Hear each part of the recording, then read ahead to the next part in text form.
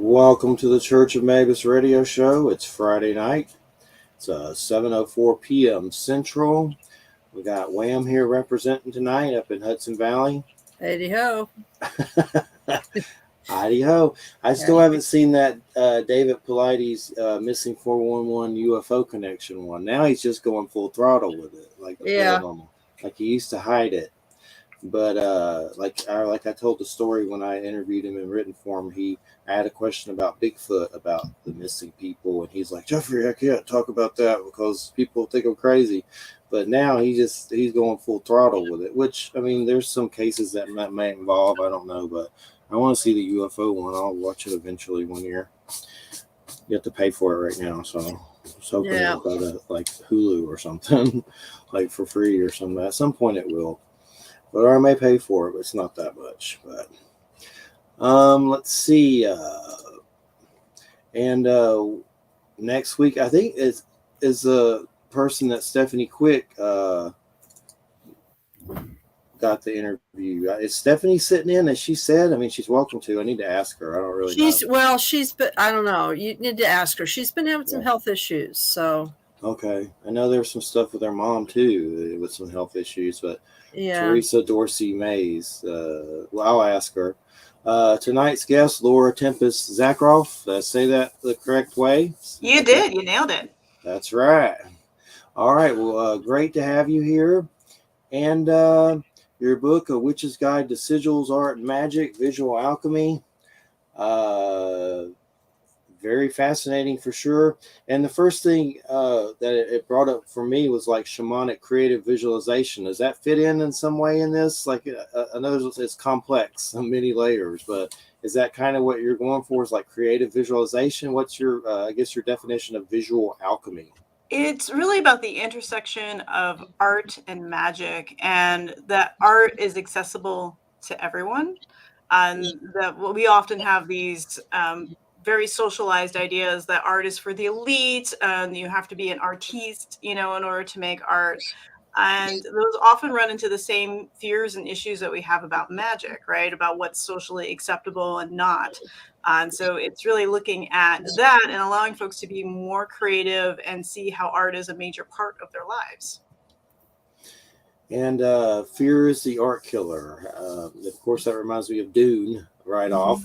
But what do you mean by that? Fear is the art killer. Fear kills many things, of course, but how does that block art? Well, if you are afraid to make art, then you are not allowing yourself to be creative in any sort of way, right? To be able to, whether you're afraid to draw or to make music or write a poem, and like, what are people going to think about it? And instead of exploring that and getting the release, like, because art does so many things for us, right? It helps improve our memory, our problem solving abilities. It helps us to be more imaginative. It helps us offload emotions and thoughts, almost like, like your own personal thumb drive. So, when we cut off those ties to art, we can make ourselves unhealthy in many different ways, feel even more depressed, disconnected. And so that's the sort of thing. If we are so afraid of starting that it's not going to turn out right or perfect or be acceptable or look good on a museum wall, we might as well not do it. And, art's just a practice. It's, everything that we do on a daily basis, we had to start somewhere. And what was kind of the catalyst that got you on the path of witchcraft?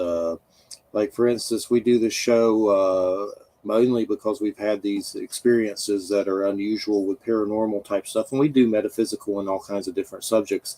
But for instance, me and Wham have had UFO and weird stuff like that, and a lot of mine happened after testicular cancer when I was 17 and my father's death.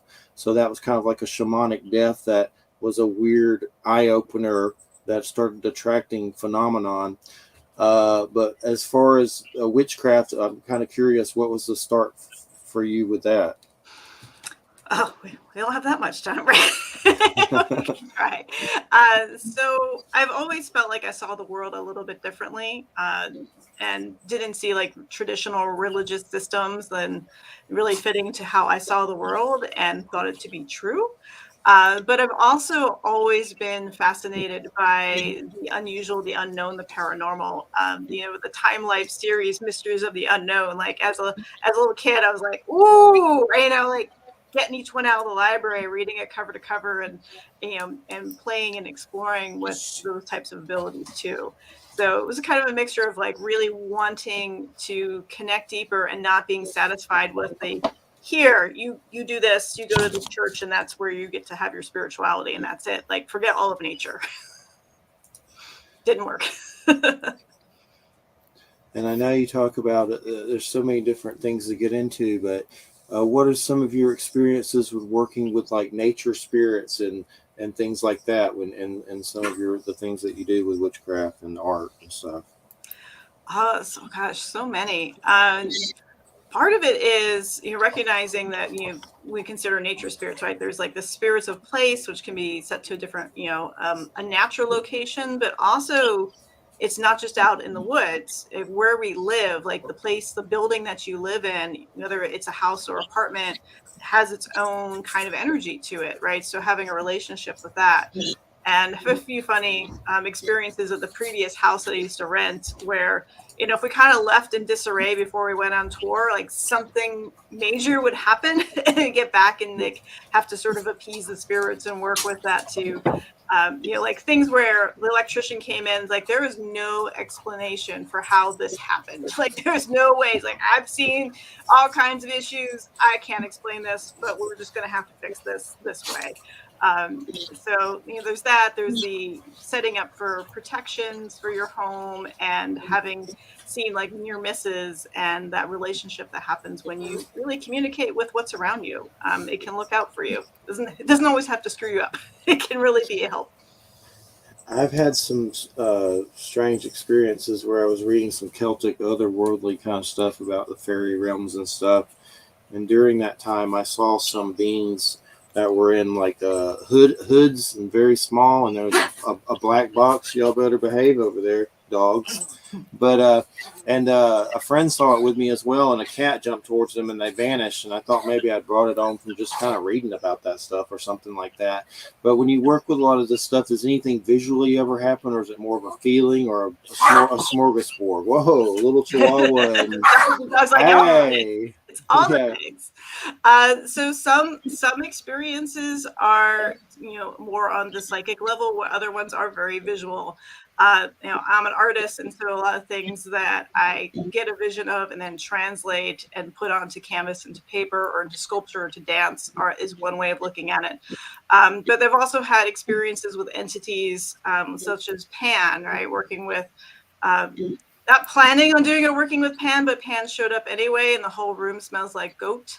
And you hear that someone came up the stairs, but nobody came up the stairs. That whole kind of fun experience. That like I can still go back. It's like over 20 years now, and like I can still smell that instant and that feeling of what happened there. So that's neat. Pan goat smell. Pan's very fascinating for sure. I'm Capricorn, so there's weird stuff with that. And definitely, I don't know what the little cloak beings were. They could have been aliens. They could have been freaking wee folk or whatever. I don't know what they were, but it was definitely weird to say the least. And when did you start? So you do art, like paintings. I see the paintings behind you. It looks like a serpent, like serpents and stuff. Yeah. Right now I'm working on a large painting of two serpents, and there's one. These are kind of more spirit paintings, right? Of an owl, and there's a hare. So you're preparing for an exhibition that's based on working with animal spirits. Cool. Yeah. At first I thought that was a gray alien, but I see now it's an owl. Those are actually a weird connection with those kind of owls and experiences like that as well. People wrote books and stuff about it, like symbolism and things like that. It's definitely fascinating. No doubt about it. Wham knows about owls and aliens. Hopefully she's not frozen right now, but it looks like maybe. I also can to be stand-ins for aliens. I mean, I just think of David Lynch. The owls are not what they seem. So definitely, it's definitely interesting. You either get for that sure. reference or you don't. Right. Most definitely. And so is this one? How many books have you done with Llewellyn's so far? Let's see. I believe it's 6 books that are currently in print and 2 decks. Nice. I could be missing one. I know I've got then another 2. I think I'm up to number 11, which is coming out this summer. So. Wow. What are the decks? I like those kind of decks. I collect different ones. I have all kinds of weird ones. I have 2 oracle decks. One is called the Liminal Spirits Oracle, which is all about working with animal, plant spirits, spirits of place, and how to communicate and work with those. And the other one is the Anatomy of a Witch Oracle, which is based on a book that came out in 2021 about how to embody your magic. And so it's a really good tool for when you're like, what do I need to do? It feels like something's off. It can help you tap into either what's off in your body and your spirit, but also design spells, rituals, whatever it is that you need to do to create a shift. Definitely, and sorry if the little dogs keep making noises like they're grouchy tonight for some reason, but I'm trying to mute it at the same time. Right. Little dogs are a little dog. Yeah, they're more boisterous tonight for some reason, no doubt about it. So when you got into a path of witchcraft, did you find other people that were into it? Where were most of your teachers? Was it authors, or did you actually meet people in your area? So I went to high school in South Carolina in the 90s, so that was a very interesting place. So I was reading about things and not really finding people who were very much interested in that because, it's even in Columbia, it's a mix between very conservative and liberal. I had a friend who was playing Vampire the Masquerade and like burned all his books and, like all that kind of stuff. So you're like, it's probably best to not be out of the broom closet here. But when I went to the Rhode Island School of Design for college, I found in Margot Adler's Drawing Down the Moon, there was a wonderful list of resources of different groups and organizations, send out for all the magazines. And when I got up here, I didn't quite find a group that I gelled with. So I ended up founding the first RISD Pagan Society, which then pulled into Brown and all the other universities, and then went beyond universities just like anybody. So it's like sort of, if you don't find the right fit for you, you can make the friends you want to see in the world. It's a very much a big Field of Dreams person. If you build it, they will come.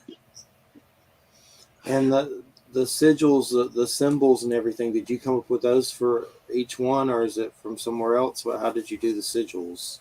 So the sigils it started off as part of my art making process of, when I am creating a piece of artwork and sometimes I'm seeing different patterns and designs in there. And I'm also wanting to set, either it's with a deity or a spirit or some other entity, like that conversation in there, I would create sigils. And a few years back now, I was giving a lecture on visual alchemy. This is long before the book. And I was showing, the tracing of humanity's, exploration with art. And I end with some of my own paintings that kind of talk about the process. And someone's like, what is that little squiggle happening over there? And I was like, that's a sigil. And they're like, well, it doesn't look like any kind of sigil I've seen before. How did you do it? I'm going to have to get back to you because it's something that I've intuitively done for, at that point, 35 years. And so I did. I deconstructed my method, and then I taught it at a workshop at PantheaCon, which is a big festival in California. And folks were like, you should write a book on this. And so I did. Nice. And so what are some ways, the way things are now in the world, it seems like there's a lot of anxiety and fear in the air. It just seems to get crappier almost every day on many different ways. And I've even jokingly made comments about foreign nations shooting us with satellites and stuff like that. And funny enough, I know when I even say that, it just sounds kooky, but there was a weird story on news channels about a Chinese satellite, and this was like a regular news channel. It wasn't some crazy Trumple-gooch right-wing crazy Q, whatever, blah. It was like a local news channel, and there was really a Chinese satellite that got caught shooting lasers at Hawaii. And it was like, really, I have it, the video. It's a real thing. And I don't know if they're doing frying our whatevers with it, but it was creepy. It made me feel like a John Carpenter movie there for a second. But I'm just kind of curious, what are the things with fear that, what do you do to work on that? Because it seems like it's, thicker lately for sure. I craft in the sigil witchery workshops. We in every single session we craft something together, and so folks can find on my blog all the ones that we were creating during the pandemic, because I was doing like 2 or 3 sigil witchery workshops a month virtually, and addressing, okay, what are our issues and fears right now, and how do we deal with them, and crafting a symbol that people can use for meditation. And if you see on the cover of Sigil Witchery is the Power Sigil, which is what I created in November of 2016 to protect and empower all folks who needed it. And it's still in use today by so many different people. People have tattooed it on themselves. You see it show up at protests, and people use it to protect their bodies, all different things like that. So creating a symbol that people understand why it's being made and how to use it, it's a great way to tap into that larger concept of what people are trying to solve. It's not like the drawing itself is not going to solve the problem, but us focusing and being able to kind of tune into how do we problem solve, how do we think about these things, because anything that we do in magic, it's not like, whoo, I wave my wand. It's like if you want to do a spell for prosperity to get a job, you still need to update your resume. It's not going to be like, oh, I just burned a green candle and I'll get a job. You might get a job, but it's probably not going to be what you want, right? You need to put the effort out into the mundane aspect of it. So being able to apply it in different ways where people can find comfort, to be motivated to do change, all the different things that we see on a social level, sigils can be really helpful with that. And is there things you do in your practice? Let's say you're having a crappy day that you might do to try to like re-energize or something like that with those, or something else? Yeah. Well, making art always gets me into a good place if I'm not that far gone to do it. I also, I love to shift the environment as I'm experiencing it. For sometimes that's kind of cleaning things up, right? To kind of tidy it. And as I'm doing that, you put the music on, you might light a candle or burn incense, something like that. And, doing something to shift the consciousness on multiple levels. So you're working with all of the senses. So you can be applying a sigil, to that candle, or inscribing it with oil on the body and doing a meditation with that too. But I really do find like the good old elbow grease of like, if I just clean my bathroom, it will feel like a better effect on the world. I have effect on this small space, and then it feels like a little more control over the world too. So it just depends on what's the issue. If it's other people, then I go out into the woods for a while. Yeah. So what's the Samhain sigil? Is that the Halloween sigil? I got to ask about that. So the one I believe that's in the Visual Alchemy. So that was created in Florida on tour in 2018 at a lovely shop. I think it's done it in Florida. And they wanted one to work with ancestors to really kind of open the door in a sacred way, kind of honoring the spirits that have passed, and to communicate with them safely, and to use that during ritual and then close it down after the ritual. So it really is a connection to the other world that is safe and respectful. I'm still always trying to figure out how Samhain means Samhain. That's my Georgia for sure. But I used to say Samhain like a moron. Samhain, like Danzig. Samhain album. The thing is, that means you've read it, or whoever you heard it from read it first. It's like we're always quick to say people say something wrong. It's like, well, we showed you read it. You were paying attention somewhere, and the Gaelic and Celtic and various, depending on where you're, looking at, they don't often make sense, especially to Americanized language, until we know, to look out for this combination of that. There can be hard words, and then things still get Americanized, like Aradia. In Italian, it might be Aradia, but, in New England, we say Aradia with a hard A. And if you go out to California, it's going to be Aradia, so it's, language change, but the spirits don't care. They know who you're talking about. Definitely. What about death and transition sigils? So there's some really interesting ones that are included in there for like the psychopomp. So especially, I would have to pull the book to double check, but I think it was like 2020, 2021, where especially at the end of 2020 into 2021, when we were dealing with, a level of death, of loss at a personal level for so many people, and how to deal with that. And especially if we don't have our communal rituals, right? Like we take for granted that you go to a funeral, you go to a wake, we have these memorials, and able to gather. And when you can't gather and you can't mourn that loss, and it just feels like loss on top of loss, how do you cope? How do you deal with that grief? And so there's a collection of those sigils that were created to help, guide, not only ourselves, but to also anybody that you might be directing to help work that energy, to cross over, or whatever you want to use the terminology. And what do you do when you actually do the spell or the magic? I mean, you obviously, where do you put the sigil? You draw it on paper, or what? How does it work? Like the ritual of it? There's a variety of different ways, and as I put in the book, here's a few suggestions for each one, because some of them are better for like applying to the body, and others are better for, say, applying to your local ballot box. Kind of like, where does it need to be used to really tap into that for ourselves. So if you're doing something that is a memorial, right, to do the psychopomp sigil, or one of those ones for that, I might set up an altar to the deceased, who might, who have we lost in that year, and put that on a candle and do a meditation to enact that, to really communicate, if you will. And it might be something that I do for a series of days, where it's just a few moments each day to kind of touch base with that spirit. Or it might be something that's part of a larger thing where a bunch of people are getting together, post-pandemic, to be like, let's celebrate those who we've lost and acknowledge that grief. And so they might put that on a bunch of candles, but they also might put it on the floor, to kind of put it on chalk. Or you can actually dance most of these sigils, where you're thinking about the shapes and the lines and kind of move that through your body.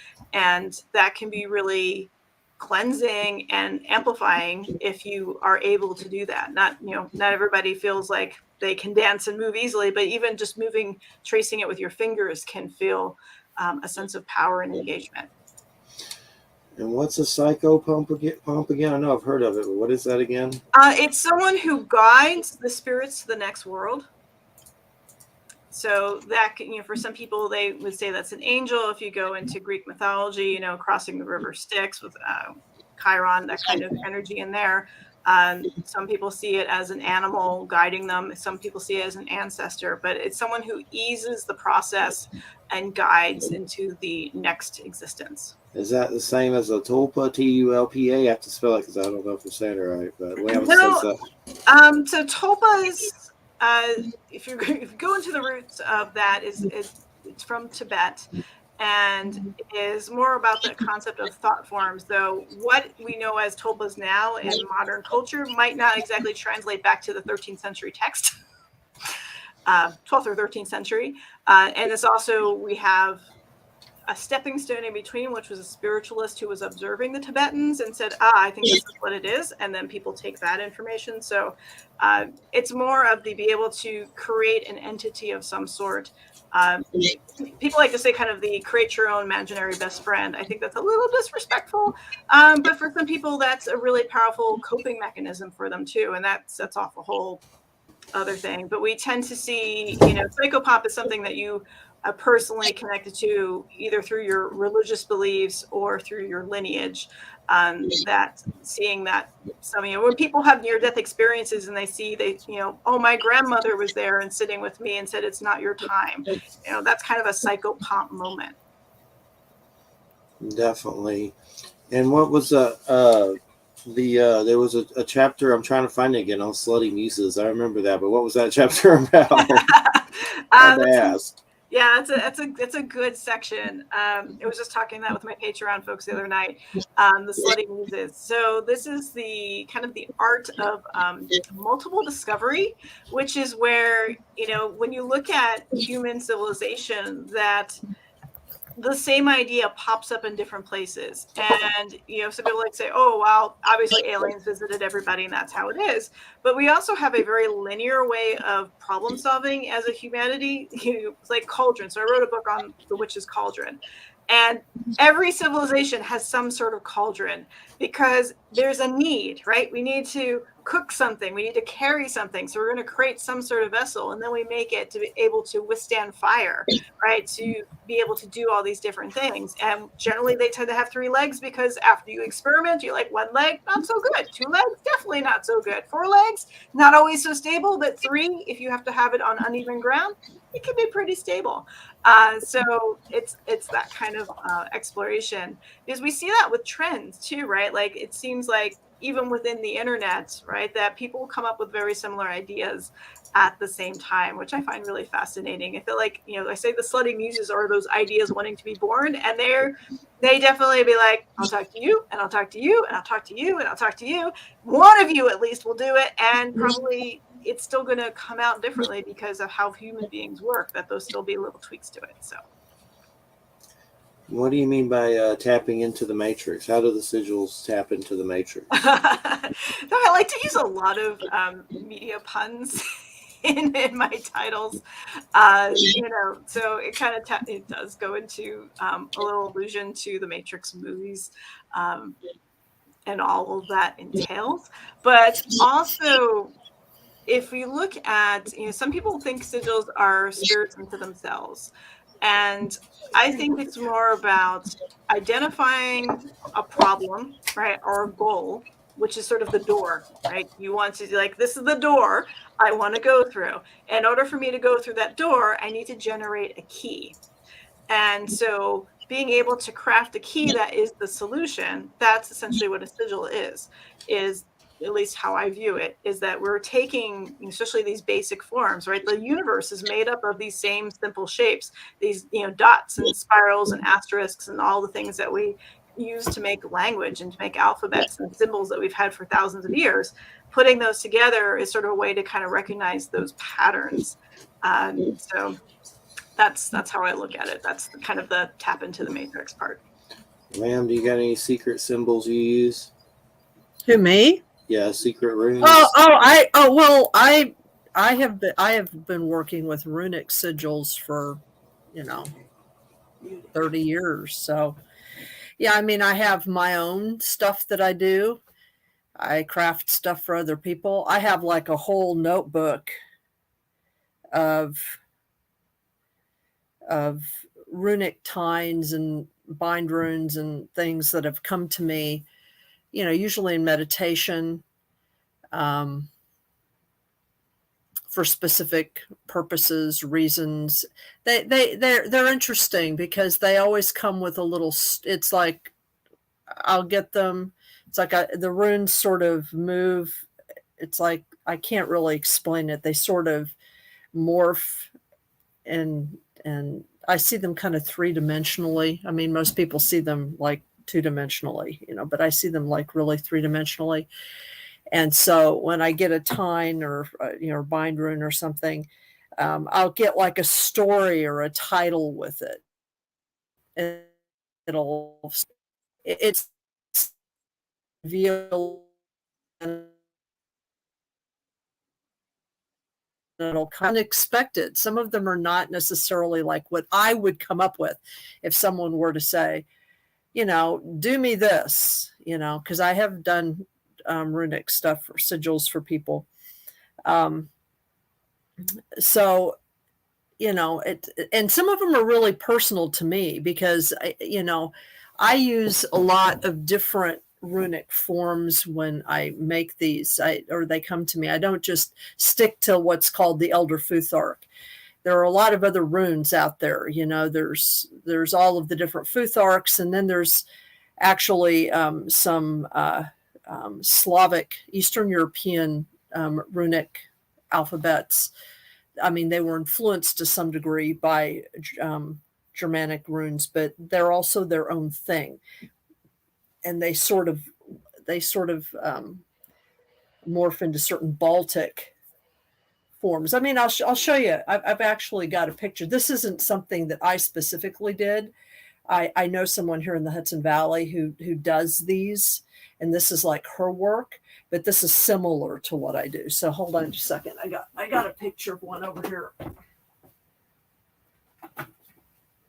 This is similar. So this is something that she did. If I can get the cameras to. Whoop. Yeah, that looks cool. And I mean, she's a better artist than I am. I'm not really an artist. I mean, artists who are artists, they always say things like, "Oh, everybody can do this," and it's like, that's crap. Okay, not everybody can, but what I do is good enough. So I'm not much of a visual artist. Don't you have like a staff or something that had a rune on it or something? Well, I've got all kinds of things like that, but those are just, I've got all kinds of stuff like that. But let me see. Hold on. I have some lapis lazuli runes I think off Amazon. They're pretty nice. Oh, come here, dude. I've got this really big one. This is again, something that this friend of mine did. Did you just call it a dude? And this is like a combination of Germanic and cool. Scandinavian forms. And what a lot of people don't realize is that all of this stuff right here, these are all Swedish rune times. And people are so used to runes looking a certain way.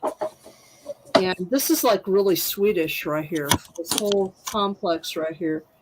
And this is actually her name is Blue Raven, and this is actually her own sigil for herself. But but all of this stuff here, this is like Baltic Sea stuff. So it's like a combination of runes and natural forms. That's cool. So that's the kind of stuff that I do. Very neat, for sure. What are some of the belief systems, Laura, that you incorporate into your path, different ones? Well, I come from a long line of people who slept with other people from different cultures. So I have very much influenced by Slavic and Mediterranean and North African beliefs and imageries and such, because that's what it comes to and what I've worked with. And I really like going down to the root level of any particular mark, because of the universality of, when we look at a star, when we look at a plus sign, when we look at a horizontal line versus a vertical line and a diagonal line, each of these marks has an energy to them. And you feel that as you draw it, that you don't have to be special to kind of go, okay, what does it feel when I draw a horizontal line versus if I'm drawing up, right? How does it feel when I make a circle? And then, I have students often like, okay, draw it in your palm, draw a spiral in, now spiral out. And it's a very subtle thing, but this is why these symbols show up again and again, these marks all over the world, is because we recognize these patterns in nature and atomic level all around us. And so I love going to those, very simplistic, the dots and the lines, and they often create bigger symbols and marks, right? But it's like when you're starting off with what is the essence of this energy or concept I'm trying to get across, they can build upon that. And like what Wham showed you, with the embroidery in Slavic and Balkan, Baltic designs, right? Like people think, oh, that's just decoration. It's like, no, this embroidery is keeping those ideas and those concepts moving, right? And even though they seem simplistic, they're symbolic and they have so much energy to them. Whether you're looking at runes or the Ogham, or any other kind of system and alphabet that we have in the world, as long as somebody is familiar with what they're working with and kind of feels it intuitively, you're going to yield something that's powerful. Versus the person's like, let me Google symbols that mean this. Be like, oh, here's a Japanese character. I'm sure that means exactly what I think it does according to Google. And, even though you don't read, a character of Japanese, like that's not the way to go around it. But things that you have built a relationship with can be really simple and powerful at the same time. What about the community sigils, a sigil to build and strengthen community? Mm-hmm. So that was created in Phoenix, Arizona. It was a 2018, I think, that tour. And the shop where that workshop was held at, they're one of the major shops in that area, and they were also home for their local pagan pride event. And they explained to me about their particular pagan pride is done by kind of a council of all different traditions. Versus like, in most areas it's like, oh, here is the the dapper druids are doing, hosting pagan, like this particular group or temple or church, right? So instead, they're pulling people from different traditions to make a most inclusive pagan pride. And for that, they really want to tap into that community strength and build mutual respect between all of these different traditions. And so that was the initial concept for it. And that's something that can be applied for any area where you've got different groups, where you want to work together for a common cause. Whether it's for environmental reasons or political reasons, all these different things, you can use that sigil to pull people together and kind of unify the concept and give them a basis to be like, all right, remember, we're in this for a bigger picture rather than just our individual needs. It's what do we create as a community. And how is this book connected with the Sigil Witchery, the other book? They're connected, right? They seem like it. Yeah, they are definitely siblings, and they are the same shape. Right? They are both squares, so they have that. No, they have that in common. But it's a little more visual alchemy is more than Sigil Witchery 2.0. It is refining sigil techniques. So in the first book, I really tap into the language of the marks and how to do the method, and then you're kind of getting a design school education for free. For a lot less in visual alchemy, because thinking about, all right, how is symmetry important with this sigil, or how do you asymmetry is going to be more important? How do you simplify things? Because when people are starting out, they tend to want a kitchen sink, a design and put everything in there. And if you need hundreds of people to redraw a sigil, it can't be that complicated. So there's guidance on that.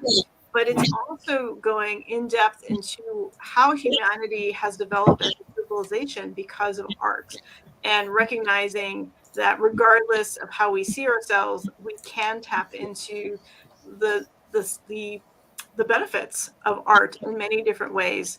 And so it's using that to consider not just sigils, but how do you craft a ritual? How do you work and collaborate with other people using art? And then you've got the archive of over the 50 shared magic sigils that also work as great examples, because you can see not only what the sigil is, but I give you all of the information about what went into it and then how to use it. And then also, how might you want to modify that? And pretty much all the questions that people have asked me over teaching, sigil witchery for hundreds upon hundreds of times now, it seems like, thousands of people, you kind of pick up what are people's most problematic issues or questions, and solving those in the book. I keep seeing the word liminal come up with your oracle and another book. What's liminal mean? Liminal? Liminal is in between.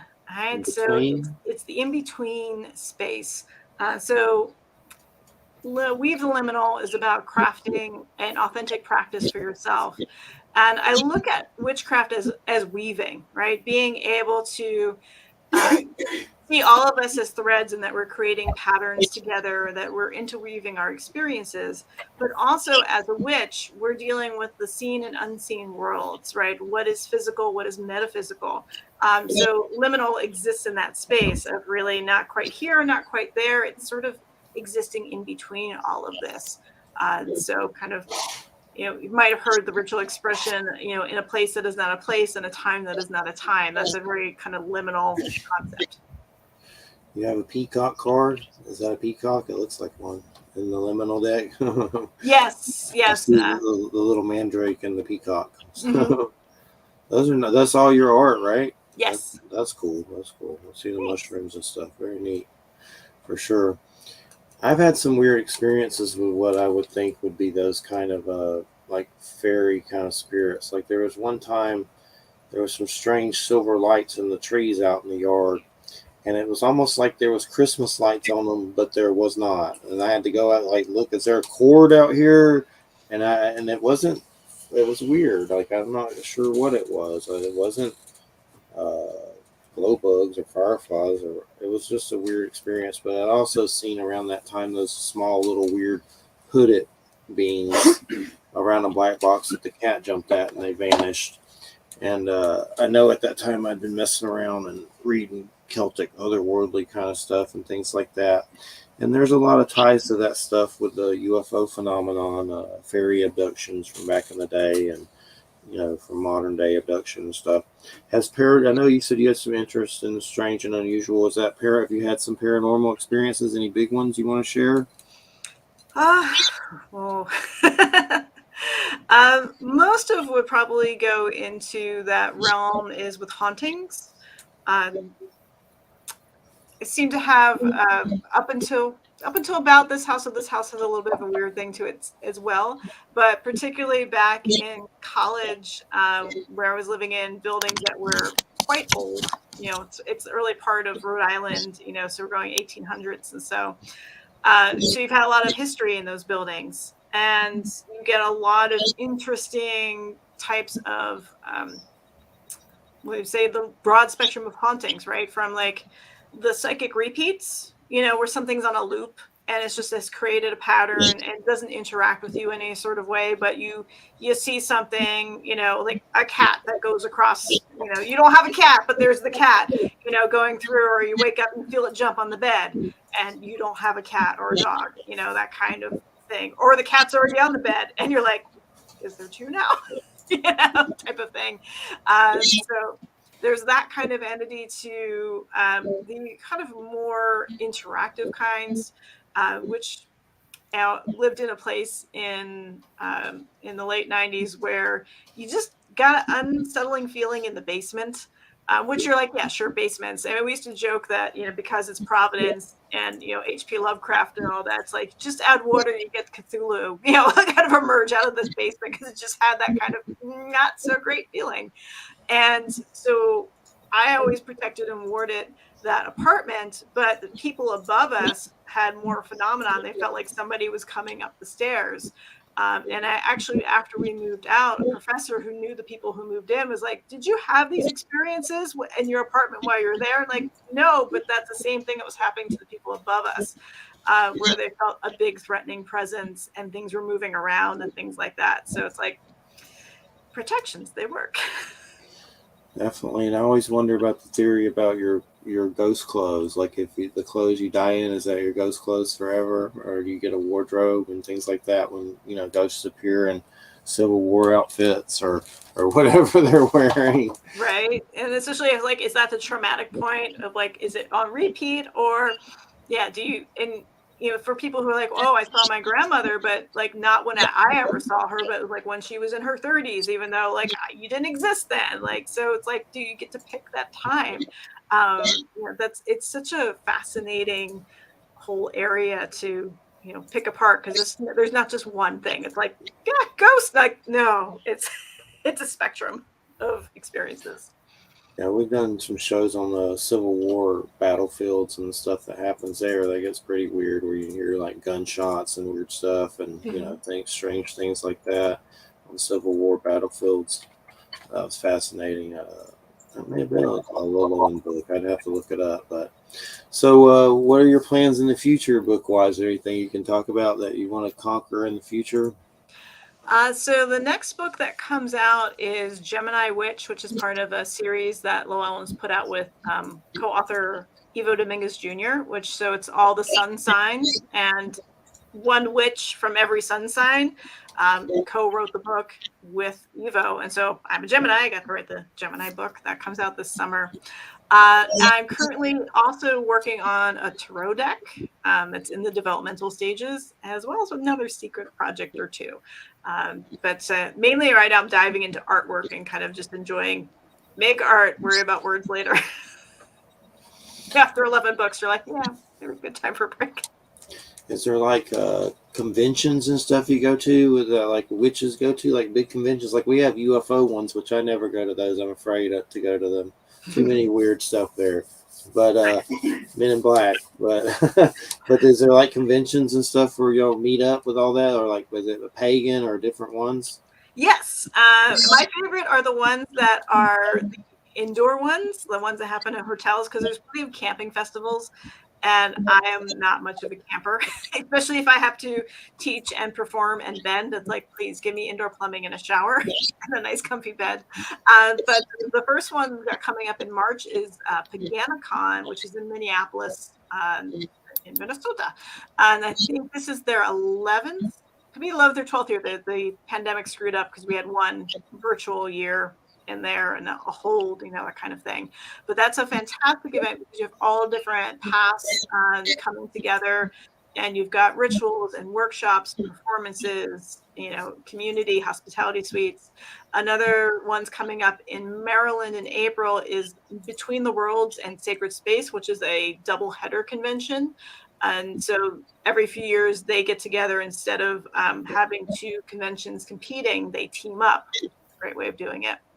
So I think it's April 6th through the 9th. And then down your way in July is Mystic South. I think this is going to be their 4th year, and that's just outside of Atlanta, or it's in the Atlanta circle of things. And that's another great one with, academic papers, but also different kinds of workshops and bending, like all of the good stuff. So if folks are interested in it, those are kind of my, they're on my list. And then there are like the tarot and the oracle conferences and all those different things. So you can think of it, there's a convention for it. Nice. Have you ever been to that Necronomicon one? That was a Necronomicon or something. I've seen that's up there. I'm probably going to go to that this year. Sounds interesting. The next one is in 2024. They do it about every 2 years. So there was one this past summer. And that tends to happen in Providence here in August.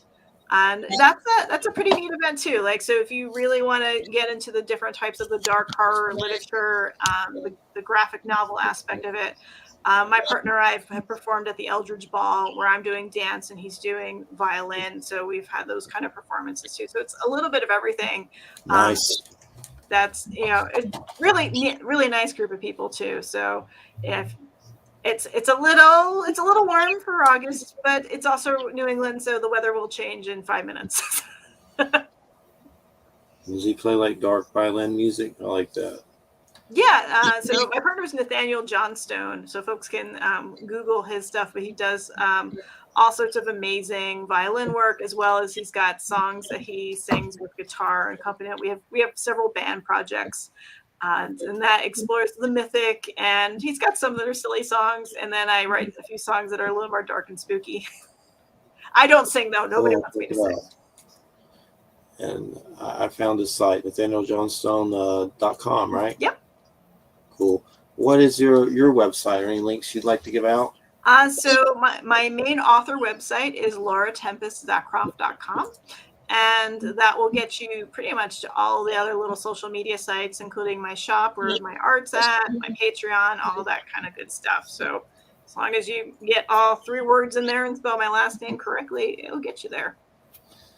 And you ever messed around with those Necronomicon symbols from that Simon paperback? I have, but in stupid ways, just drawing them and stuff like that. I know there's a lot of controversy with Peter Levenda. We've had him on being Simon and stuff, which supposedly he was part of that, but it's more kind of complex. But that book always creeps me out in those symbols, and a lot of them do look like maybe symbols of Solomon or something, Enochian and kind of stuff like that, or I think they're borrowed from different things. But either way, for some reason, that book may be fiction, but there's just something creepy about it. Creeps me out.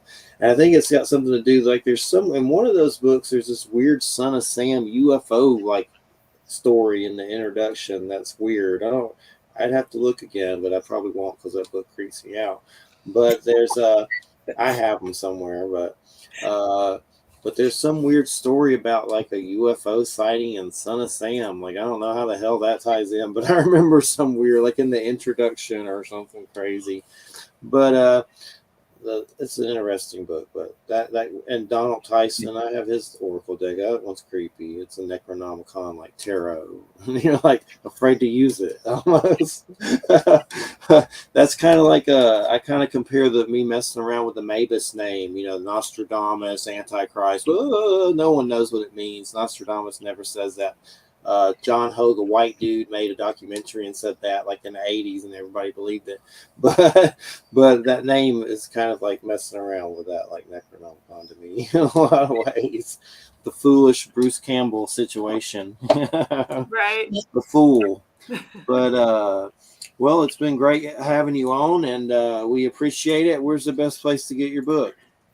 I always recommend local shops. I mean, Llewellyn is carried everywhere, so if you can support your local shop, your local indie bookstore or wood shop, that's the best way. I also offer through my website if people want a signed copy. And then if if you don't have a local wood shop, then there is the internet, either llewellyn.com or the Big A. And I look forward to the tarot you're doing. I know the little one has that always free online tarot. I used to use that all the time. I still use it once in a while, but they used to have this cool King Arthur one up there, and I had to rebuy that set. I forget, it's called Legend or something. That's one of my favorite decks. Arthurian. Yep, it's out of print now. Yeah, I know. I had it, but something happened to it, and I had to go try to find another one. I had to pay something stupid for it, but I did it. It was a while back, but I love that deck. It's a good one for sure. The Merlin and all the stories and the weird, the mat with the tree of life and all that stuff. It's really a good one. But yeah, keep us in the loop on your tarot. We appreciate it, and thanks so much. All right. Thank you so much for having me. Y'all have a great weekend. All right. Take care. All righty. Let's see. You're listening to United Public Radio 107.7 FM New Orleans. And let's see. We got Bobby Dizzle coming up next. And for the second hour, we were on Roku. Like, we got to test it. We were on it at some point. We got what? Roku. That's that thing you put on your TV. I know what it is. We're on the network's on Roku now. Oh, really? So yeah, we were on there, and you have to do some other stuff to be on there. It's kind of a pain in the butt to figure it out. But we there was like everybody got a test show, and it did go across there. I don't know how good it did or whatever. But I got to ask Stephanie about next week. If she wants to sit in, that's up to her, of course. We're going to go to the bathroom while we've got this. All righty. While you're here, if I say cantaloupe, that means I need to go. Okay. All right. Yeah. Where's our bathroom break? I'm going on a strike. But I'm kidding. Coming up. We'll talk about this when Wham comes back. Let me go ahead and get Bobby here.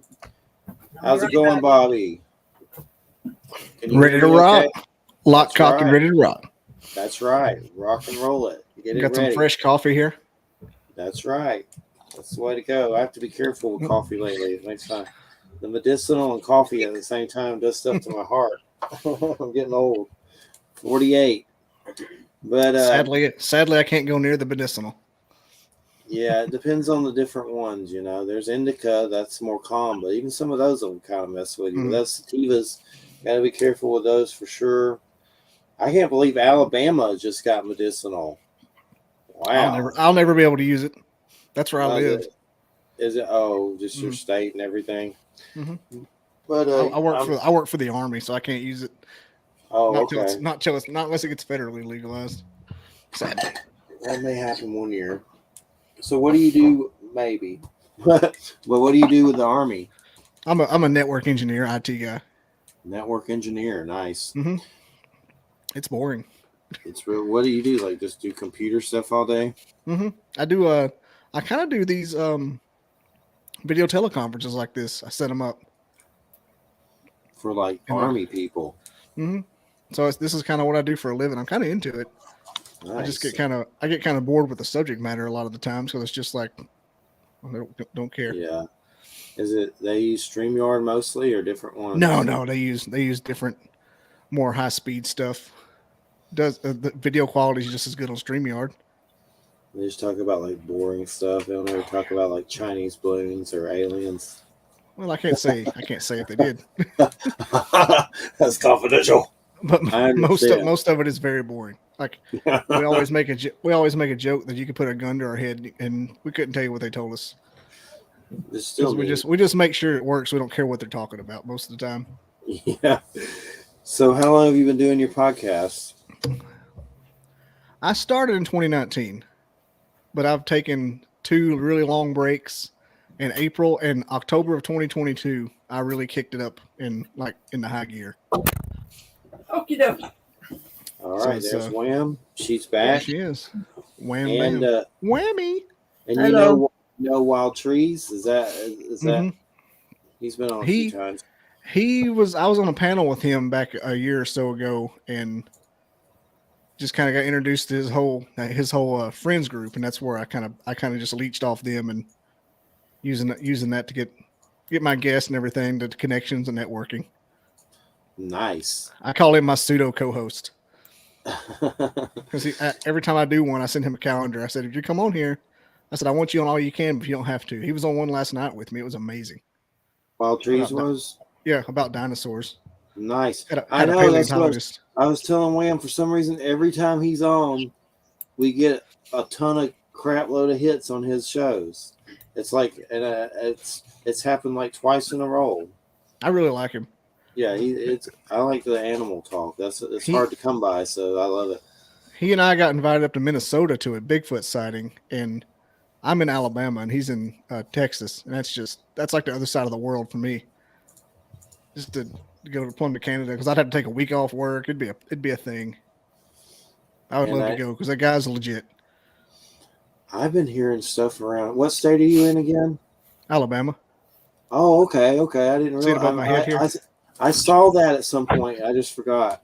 But that's I'm right near Dothan, so I'm like Graceville, Florida. Are you? It's like right on the line. Yeah. And you sound kind of like it. The Baptist College. Yeah. Georgia originally, and then they came down here. But I've lived in Alabama before. But we're right across from this Baptist College. It's kind of weird. They have like this churchy radio show. They probably don't even know I do this radio show across the street from them. We probably creep them out. Should get them in there. Yeah. Baptists are fun. They come get me and lynch me. No, I'm just kidding. But they have this cool place with all these old churches that they brought from and it's this weird village. And I go there and sit, me and Christina. And supposedly there was some weird massacre with Indians and the priests there or something weird. It was creepy. It's kind of neat. But these people are weird. There was this nice yuppie house. I wouldn't say it was a mansion, but it was nice. They move houses like it's nothing. Like they take them apart. Like they did it with these churches and brought them in from old different places. Like there's a butter churning thing and some weird school building that looks like Little House. I call it Little House on the Prairie. But these people, they take crap apart like a whole house and move it. I guess I know it has to take a while to do, but it was like this nice house and it's gone. It's like they just take it apart and move it. Seems like that'd be a pain in the ass on so many different levels. That sounds a little strange. Yeah, it is a little weird, but they had this big, nice. It's weird. I don't know what the hell they do. Something going on over there. But so what kind of subjects do you do? I know you do Bigfoot, which I definitely want to get into that. I love it. Anytime we can talk about that. But you do other stuff too, right? Yeah, so I started a podcast. I called it The Podcast for People That Love Podcasts. And to me, a podcast is conspiracy, it's true crime, it's paranormal, and it's rabbit holes, no matter what they're about. So I started off with friends from back home because I'm from Scottsboro. So I had just small towns. Everybody knew everybody. I just started getting interesting people I went to high school with. And then we did movies. And more and more the paranormal kind of filtered in. That's why I just kind of do a lot more paranormal, strange science kind of stuff. And you had a story I saw recently about someone what was a Bigfoot and a shooting or something? Oh, yeah, 1982. That was insane.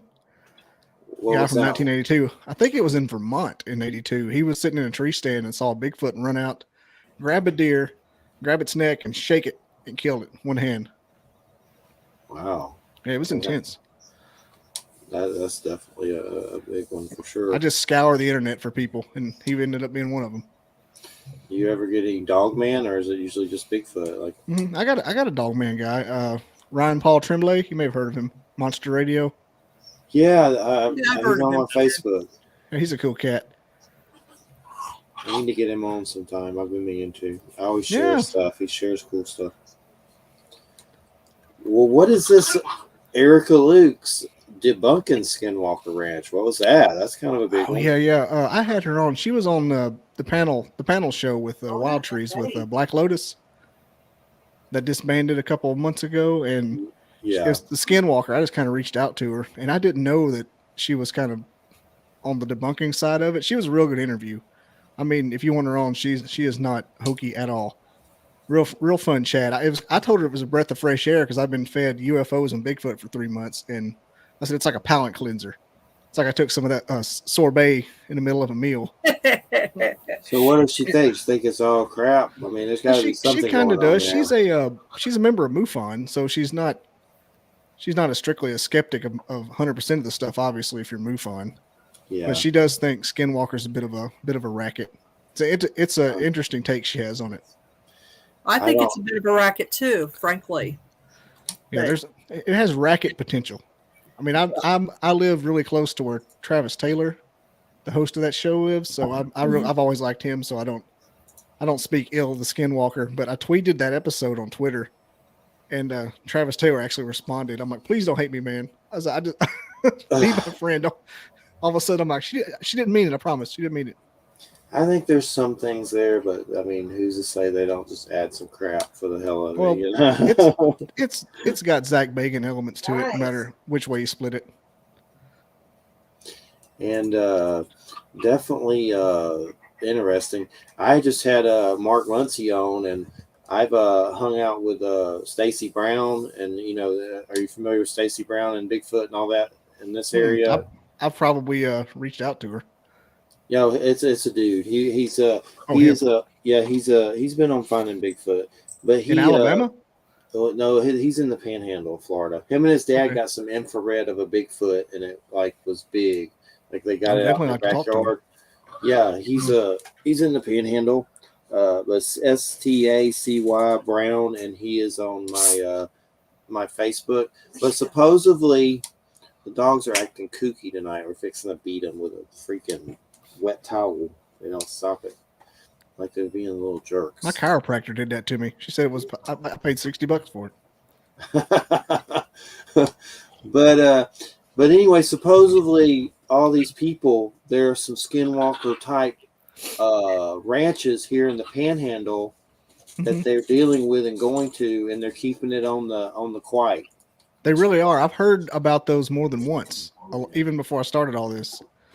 People reporting them, and I never could find anything about it. I just heard that there was a Skinwalker, a Skinwalker-like place in Florida, and it had big wolves and things, just like out there. Skinwalker light. Yeah, I couldn't say. I was trying to say light, like.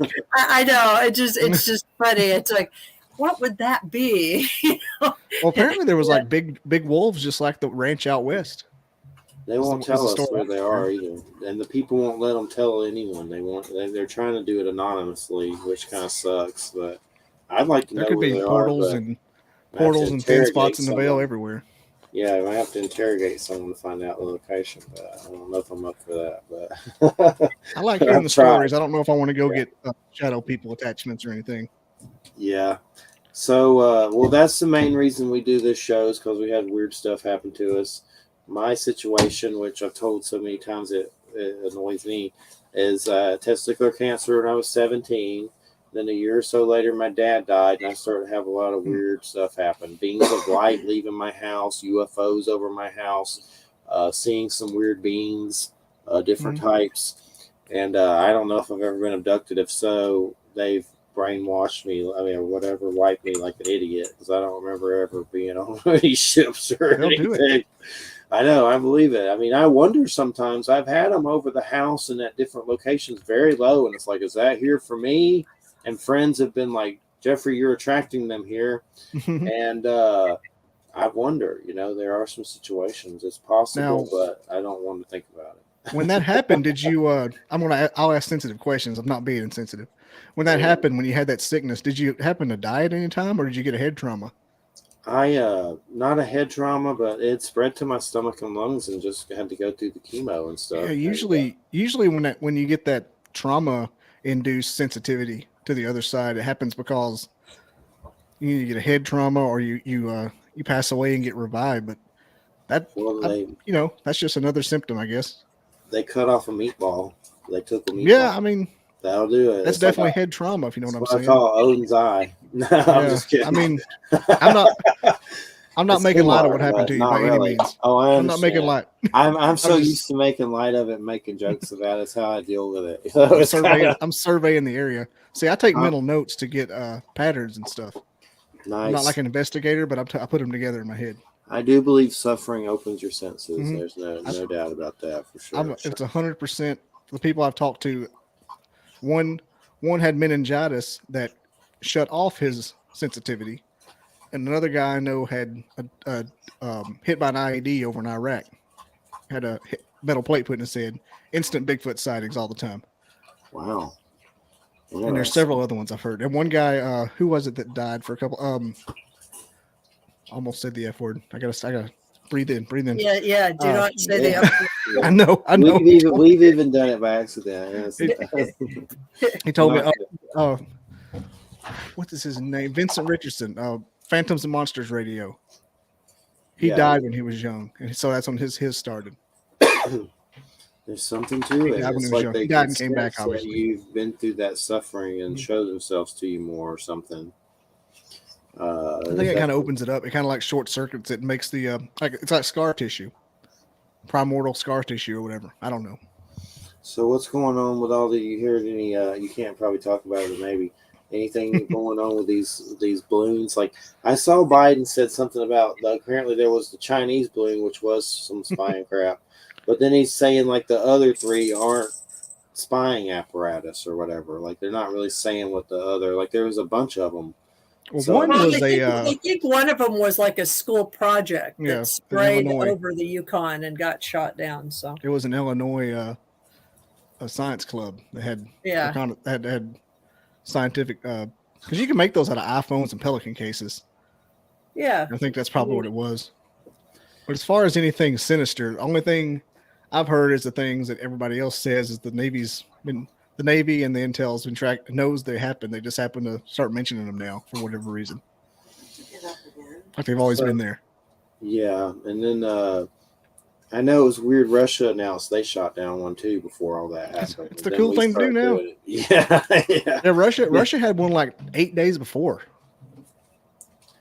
Yeah. Like when you search after that Chinese one went over, when you search for shot down, it was all the Russian story until ours took over.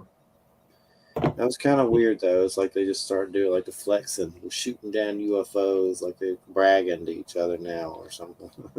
I'll be 100% honest. I don't watch news.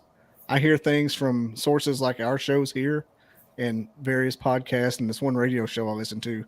I can't handle news. So I just I listen to the details, and if one sounds interesting, I'll dig into it to not get the biased view of it. Yeah. But I can't. Some of it's like just so sensationalized it hurts my brain. It's just parasitical. And tabloid. Yeah, I don't tend to listen to American news very much because it's just too weird. So it's like sometimes you get more information, unless it's like a local station. Yeah. Like if there's I always look at the headlines to see if there's any, just to see like what's being peddled. and then sort of I do keep track of the AP and the Reuters feed because they throw up all kinds of stuff. It's they just and it's not just headliney stuff. It's all kinds of stuff. I hear if you listen to Australian news, it's real accurate to what's going on over here. Yeah, well, I listen to lots of different countries. Almost anything that has something in English.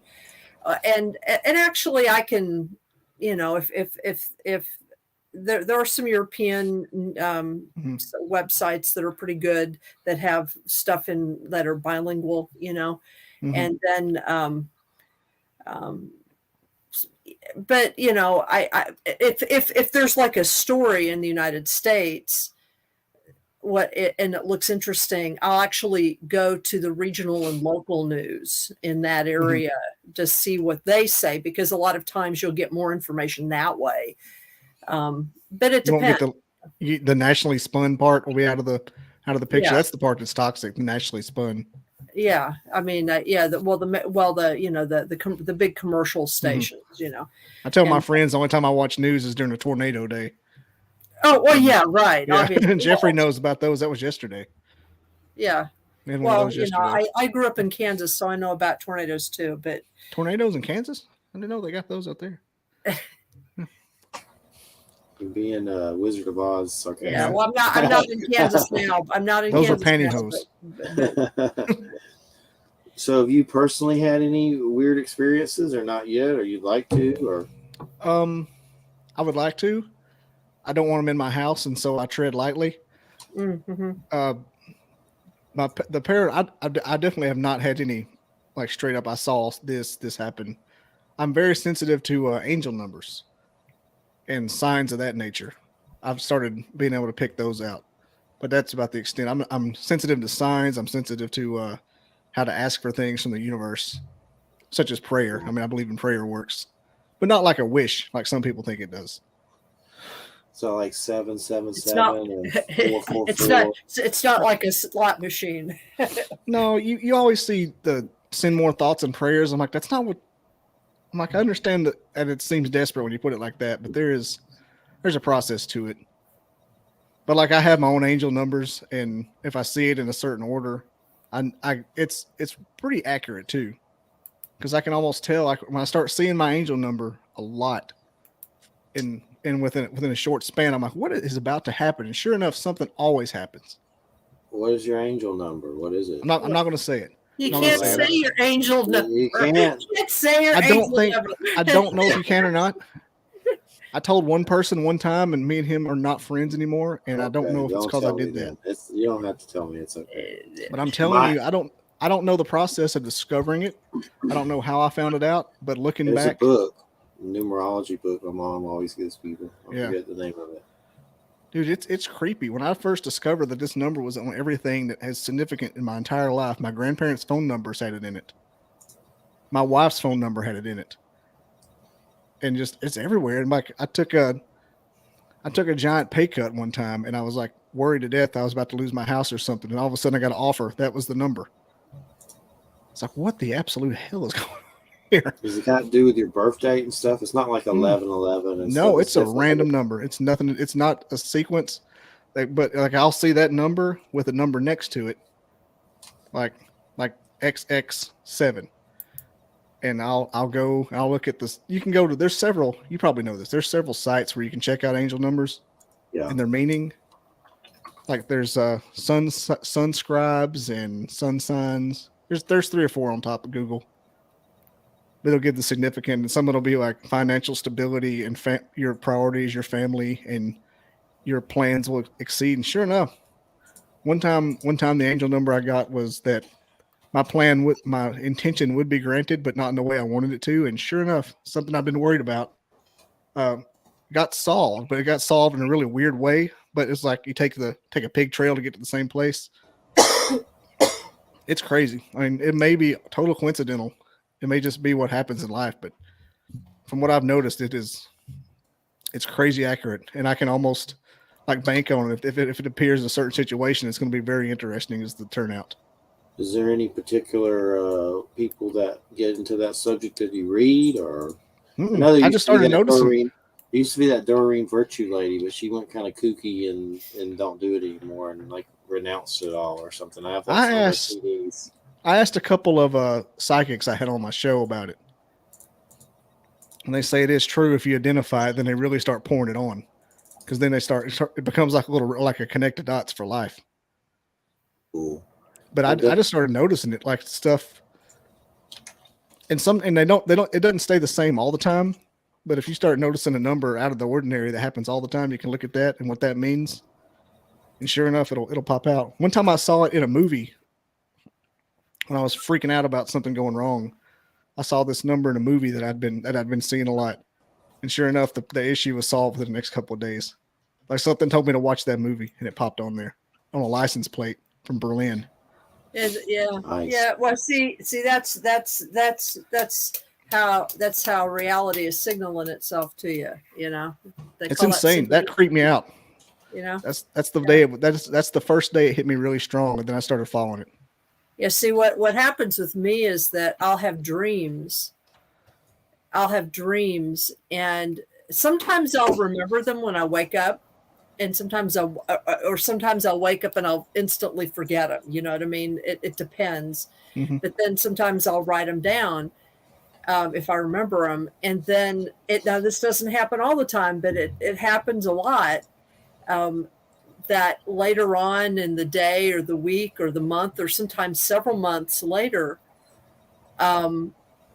something will happen that will be exactly what I dreamt. And I mean, like sometimes down to fine detail. And in the event that I didn't remember the dream, that's when I will experience what some people call a deja vu. But what's weird about those deja vus is that they always come with like a timestamp. Like I'll remember part of the deja vu will be that I'll remember exactly when I dreamt it. You know, like it'll say 6 months ago, 3 weeks ago, you know, something like that. And sometimes the information is just useless. You know, I mean, in the sense that it's not like it's not like valuable. It's just like a signal for me. Like and this started way back in high school. Like I remember, I mean, and I graduated from high school over 40 years ago. You know, one of the most striking instances I ever had was that I dreamt this song. I dreamt like, I don't know, it was like maybe the first 2 or 3 stanzas of this song. And I actually wrote the song out. I mean, I actually wrote the lyrics out and put them in like a notebook. And it was, I don't know, it was like a year or 2 later that I heard that song with those exact lyrics, like and they hadn't been released yet. When I'd had the dream, this was it was a Jethro Tull song. It was the song "Thick as a Brick," which I don't know if either of you are familiar with, but thought you were going to say Jeremiah was a bullfrog. No. I've heard of Jethro Tull. I've heard of him. I know who you're talking about. Yeah, well, this is like one of their classic albums, "Thick as a Brick," and and the reason it was important is that the second it's on a vinyl, you know, it's on an LP, a vinyl LP, and the second side of the vinyl LP, that entire side is one song. It's like really? one composition that's like, you know, 25 minutes long, but there's a whole bunch of stuff in the middle of it, but at the beginning and end of it, there is this song that sort of this melody with stanzas that sort of act as bookends. You know what I mean? You know, they begin and end the composition, and that was what that's what I dreamt. And it's bizarre. It's like, I mean, we're talking word for word, like 2 of the opening stanzas. What does that mean? I mean, and the melody. I mean, it's like when I first heard it, I recognized it. I was like, and I remember I went and when I heard it and kind of freaked out, I went and I looked at what I'd written, and it was exactly the same. And I was just like, how did I know this? You know, what is that about? Makes you wonder how muses work. Yeah, it's very strange. If you didn't get some feedback or crosstalk. Well, yeah, I mean, the only thing I could think of was that maybe I dreamt it at the time when he wrote it, you know, or was recording it or something. That's kind of the plot of Back to the Future, isn't it? With the Chuck Berry song, Johnny Be Good? Yeah, sort of. Because your kids are going to love this. He holds the phone up. About Muses the first hour of the show, too. So yeah. The Muses are out tonight. That movie Dogma? I love the movie. The Muse! Oh, that's a great movie. You know what's funny is I'm a cradle Catholic. I'm still Catholic, and I love that movie. And everybody's like, how can you like it? I said, dude, it's funny. I mean, and I've seen Kevin Smith live. I love it. Did you ever see Tusk? Tusk? Kevin Smith. Yeah. What the hell was he smoking during that one? That was crazy. He turns a dude into a walrus. I don't even know if I want to watch it again, but I saw it once. I think you should. Especially on the in Indica. Yeah. Yeah. And then the red, what was the one? Red State, and it was that was kind of crazy and political weird he did. I don't want to change the subject, but when you were talking a while ago, I remembered something else paranormal adjacent that happened to me. Okay. Have you ever gone down the rabbit hole of the Randonautica back in 2020? Mm-mm. The random, it was a oh yeah, it was an app that would give random coordinates based on intention. Yeah, we've talked about that before. Yeah. I never myself never did it, but yeah, I had two weird things happen. And it's the creepiest thing if you can do it, and you gotta, because we're way out in the sticks, sort of. And so if it gives us a little point, we can actually go to it. Sometimes it's on a private property if you're right, because where I live now in the suburbs, it's usually in somebody's yard. So it's okay. Obviously can't go to that person's pool. And well, one time we were out there, the first day I did it, my cousin's girlfriend and I, that came out wrong. First, the first time my cousin's girlfriend showed me Randonautica, and she's like, "Have you ever tried this?" And I'm like, "What is it?" I downloaded it, and this is in the middle of the pandemic, so any entertainment, welcome. I don't care what it is. Throwing rocks at signs was fun back then. By bringing it back, but I put it on, and it took me up the mountain, up around the Tennessee state line, and I walked in our hunting club. It took me to the hunting club entrance, and I walked about 100 yards down to a pile of jugs. In the country, people just dump stuff. There's random dump sites. It was a pile of jugs, the old 3-liter Mountain Dew bottles. Remember those? Yeah. From the mid-90s, it was a bunch of that's how long it'd been there. It was in the woods and a bunch of privy hedges. Pile of jugs. Insignificant. It was a garbage pile, but mostly jugs. I walk back to my truck, and I'm covered in bites because I'm wearing flip-flops because I'm in Alabama. And I drive back to my aunt's house, and we hang out, and then I drink some water because it's 100. It's like the middle of August, July. And so I do it again. It pops a coordinate on the back porch. And I don't know why this one coordinate was 2 miles up a mountain one. And it was a recycling bin full of jugs. What is it? Took me right. It was that's not even the creepiest thing, but I was like, why did this thing take me to a pile of jugs twice? It makes you wonder what kind of energy level. But the next time we used it was after we ate dinner one day. And I did the widest one I could because where we had free range of the whole place again, and we could walk. And it took us to a place I saw, oh, that's in the middle of the hunting club again, out in the middle of this big field. It was near, it's not important to the story, but it's near a slave cemetery. So that kind of freaked me out in the middle of this old plantation. And so we were walking around the dirt road, and I got off in the bean field. And there's like in the middle of these fields where it's a low spot and they can't really plow it. So over the years it grows up. And it takes me right in the middle of this pine thicket in this field, about the size of a golf green. And I walk in the middle of it, and there's a clearing with the leaves, because it's in the woods. And there's a turtle right in the center of this clearing, right where the point is, where the turtle is. I don't know. It took me to a clearing in the woods. In the woods, and there's a turtle. I'm like, is nobody going to acknowledge? Cool. That's kind of cool, actually. And they're like, oh, it's just a turtle. I said, is nobody going to acknowledge that this thing took us 1.5 miles to a turtle? Turtle medicine. I don't know what it means. Turtle medicine. Look up shamanic turtle medicine. Yeah, look up turtles, because turtles are great. Dude, I was freaking out. I'm like, it took us directly to a turtle in the middle of a clearing. Yes, this is Kung Fu Panda. Yeah, well, those are some of my other signs. I have these relationships, these symbolic relationships with certain animals. So, like, if I see them or I see a bunch of them, especially birds, but not just birds, but if I see particular ones, it always means something. They always are telling me something. Usually there's something going on. Mm-hmm. And they're telling me something to pay attention to. And over the years, I have figured out what they mean, and this is the kind of thing, of course, my indigenous teachers have taught me about too. Like, for example, if I'm going to an important meeting or I'm going to something like last weekend, I had to have a really important conversation with somebody who's a friend of mine because we had to work some stuff out. We've had conflicts lately. And so I was kind of like, I didn't know how it was going to work out. I was kind of, you know, how you're feeling like, it's like, well, I hope this goes well, that kind of thing, but not just really not knowing how it's going to work out.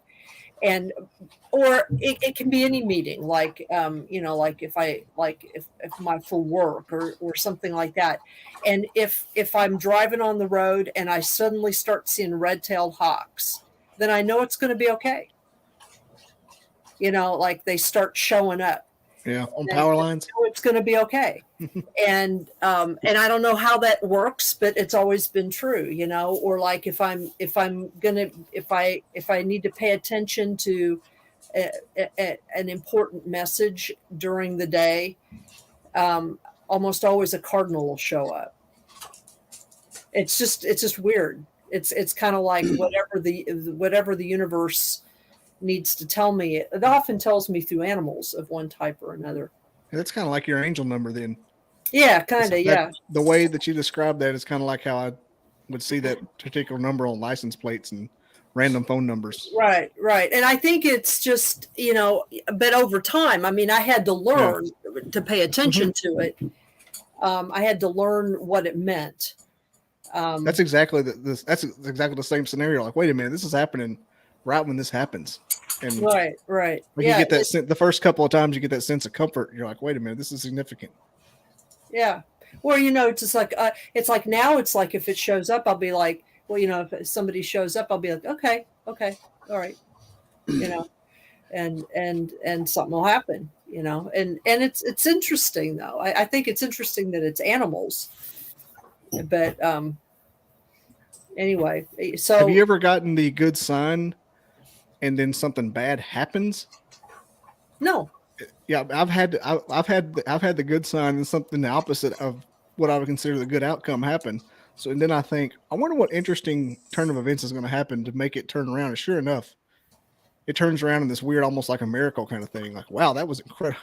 Yeah, well, I think what it does is it is when I see those things, it's like, I mean, mostly what happens with me is it's more like I'm already kind of worried about something, or there's a conflict or something, and I might be like thinking about solutions, or I might be wondering how things are going to go. But usually, I don't know. Usually, it's at the very least it calms me down. You know what I mean? I know that usually let you know the outcome is going to be positive. Things are going to be okay. Things are going to be okay no matter what happens. So, I got peppered with it about 2 weeks ago. I got peppered with it. I'm like, what is going to happen today? And sure enough, some stuff hit the fan.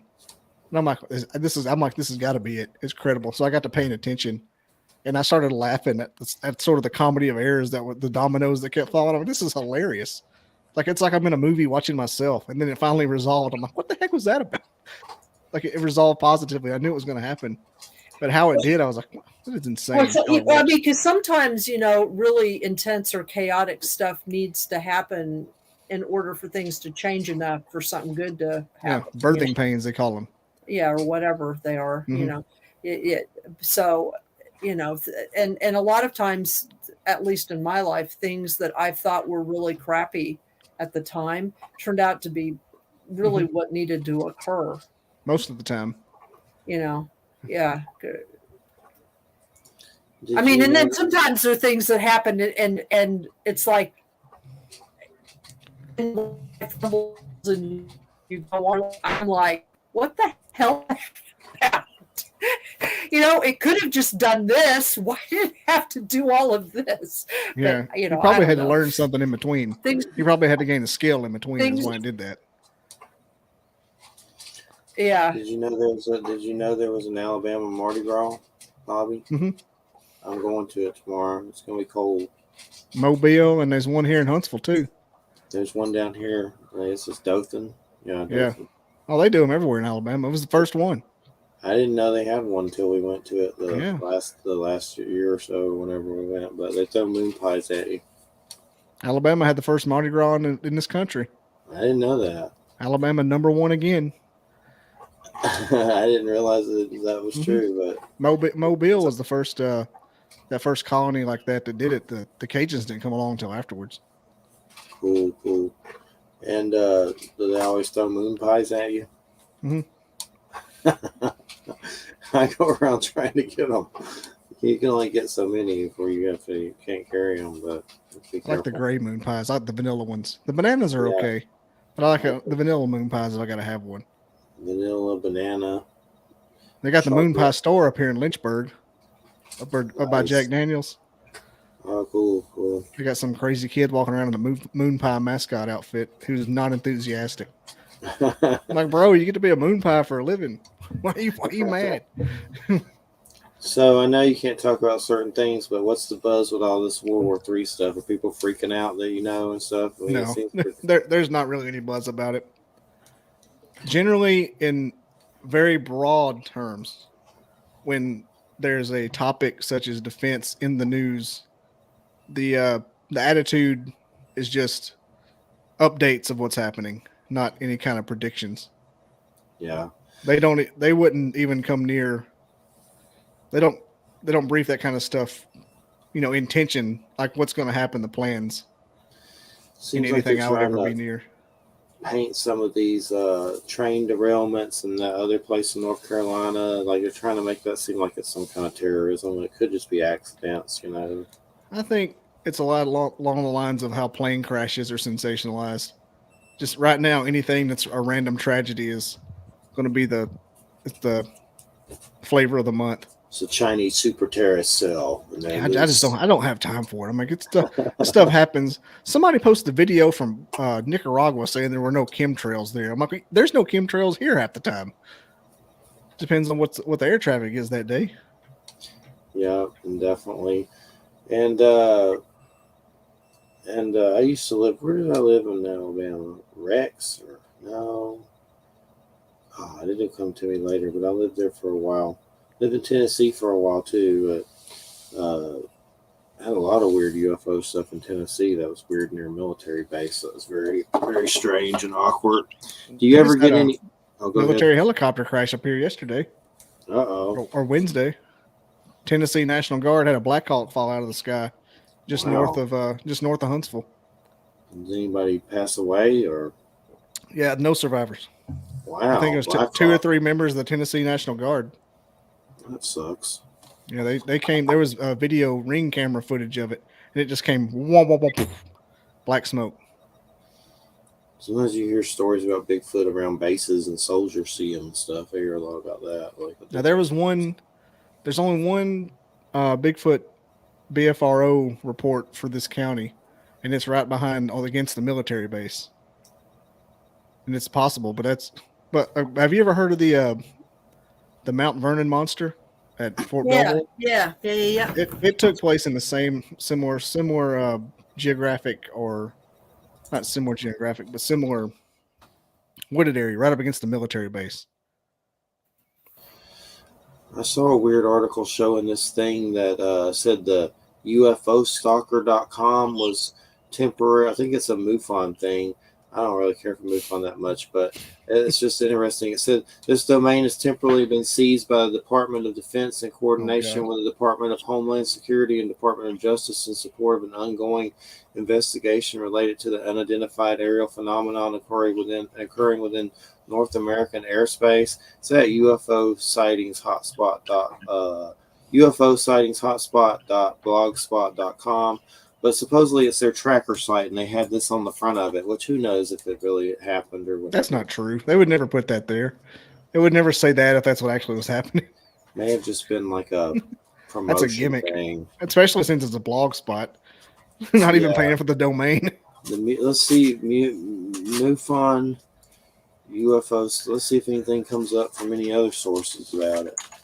But I know I've heard weird stories about Robert Bigelow trying to buy websites from people. I knew this guy named Manuel that Bigelow's people came to him. It was like a UFO database, and we're like trying to buy it and stuff, which is kind of weird. He buys up weird stuff like that, though. I've heard of it. I'll sell him mine for $200,000. Yeah, but then you'll have to 2 be days. like work for them forever and assassinate people and. I'm in. Pay off the house. I'm in. Yeah, I do a lot worse things than that to pay this house off. Assassination would be a good day. I know he owned Skinwalker Ranch. I always want to Yeah. know why Jacques Vallée went there. That French ufologist, that's like a epic dude that went there. They won't tell us a thing because of confidentiality. Bull NDA. crap. Hate it. But so you get the UFO subject a lot. I mean, are most of your shows just die hard like UFO sightings and stuff? You have to be careful with that because some of those can get kind of light worker, a little cuckoo. Like you got to be careful with channeling and stuff. UFO's tough, man. That's a tough one. That's I have kind of a code of ethics, kind of like a honor among thieves thing when it comes to the guests I have. That whatever they say is 100% real while they're on that show. No, it doesn't matter if they said they saw Mickey Mouse grow wings and fly off. It does. Whatever they say is real. But I listen to some of the UFO stuff. I'm like, man, it's hard. It's hard to believe. And I love the subject. But it's a tough one. The Bigfoot guys almost seem like the shining light in that world when it comes to it. Yeah. They're saying on Reddit that is a hoax. Totally. What's a hoax? The UFO stalker being seized by the Department of Defense. Apparently, they hoaxed it. Yeah. DOD wouldn't put that up there that it was seized by me. It just wouldn't be available. They would kill the DNA. They would kill the DNS registry, and you wouldn't be able to. It just wouldn't be a site. Right. Exactly. Exactly. It's a whole lot easier. Sometimes people say stuff like that. They don't know how the military works. It's like they're not going to say the military seized the site. You're just going to go get a 404 error. Yeah. Or a DNS error, the little T-Rex.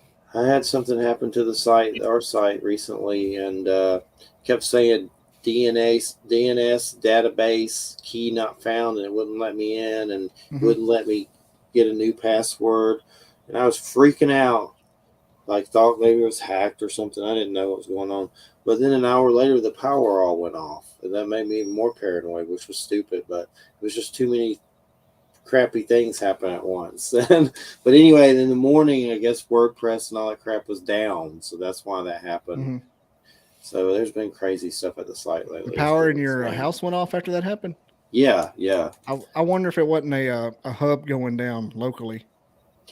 It's possible. Because DNS fails, it could just be any number of random little errors. There can be all kinds of stuff that does that. That's my life. That's what I get paid to do. I know the WordPress down thing was up. People reporting it and stuff, and it was down and all that. Yeah, so. WordPress is. I kind of speak it pretty well. I talked to myself about 10 years ago. What was that? It's like on a lot of hubs and stuff. I have a weird thing on WordPress. If you have any advice for it, you don't have to give it to me now, but for some reason, my newsletter mechanism died, and it gives a 404 error now. Oh, the widget? Yeah. The newsletter doesn't go out at all anymore. It just died. It would take everything I posted and send it out, but for some reason, just croaked. I'm trying to figure it out. I would just check on the widget itself to see if it has a known error. If not, just uninstall it completely and reinstall it. Yeah, because they can get errors. I would just try to. Yeah, just check it that way and then try to uninstall and reinstall it, see if that works. Yeah, those widgets are basically just pieces of software installed, so they get bad. Their connection to that database goes bad. It's just they can get corrupted. The server it's hosted on could be bad. You don't know. Yeah, it could be in Hawaii. You don't know where it's at. I'll check it out. I don't know what the hell I'm doing with all this stuff. I've been on a call till 3 a.m. because something happened in Texas that somebody in Germany had to log into and fix. So it's a wild world out there. Are there any other subjects you don't get into that you want to get into? I would love to get more history people. And everybody says, are you doing a paranormal podcast now? I'm like, I'm not necessarily, like I explained earlier. It just kind of morphed into that. Paranormal people are easy to get. I love to talk. It's hard to get science people to be on a show when you say one of my subjects is cryptids and stuff, because they don't want to go woo woo at all. Kind of like Wild Trees. That's why he had to change his name, because he couldn't he couldn't do this over here and then paranormal in this hand. But I would love to get into more history. Well, I've got a background in that. So if you ever want me on, it depends on what kind of history you want. But I can do. I like most of it. I was a history minor in college just because those were the classes I would make A's in. I mean, it's like I do a lot of medieval stuff. I do a lot of like pre-Columbian North American indigenous stuff. Tons of stuff. Native. We do a lot of native stuff. I mean, but Jeffrey knows that. I do. I used to teach world history at the college level. I'm out of. I left academia about 6 or 7 years ago to do other things. But do you ever get into more like the stories stories your teacher won't tell you kind of history? That's what I want to get into. Or weird history. Yeah, absolutely. Or either that or just stuff, not just stuff that they won't tell, but just stuff that hasn't gotten told. You know what I mean? Because we have our sort of mainstream narratives about history, and there's all what happened in real life is always more bizarre. Like one of my favorite like rabbit holes that I went down into like about a year ago because I read this one book about it, was the whole, I mean, we don't think about this now at all because we don't do this, but it was the whole sort of social history and the kind of politics, I guess, if you would put it that way, the politics behind the people who would become public executioners in Europe. Because we have this image of these people who would chop people's heads off or torture people, put them on the rack or, but like nobody ever asks like, who were these people? And like, were they sociopaths that just got gainful employment, during the late Middle Ages or what? And it turns out that it's actually fascinating. It's not that easy. It's, for example, in Germany, oftentimes, like in Nuremberg's the example I can think of, but in many European countries or cities, you became an executioner because oftentimes just simply because the ruler or mayor of a city for some reason didn't like you and forced you to do it. It wasn't. Or they didn't want to do it. They did. A lot of them didn't want to do it because they were going to be asked to do really, really awful things, and there were all of these social strictures and kind of social rules around how you did it, how well you did it. There were like a lot of just rules about it. It's like if you were to torture someone before you executed them, these tortures had to be done in a certain way, and the confessions had to be extracted in a certain fashion.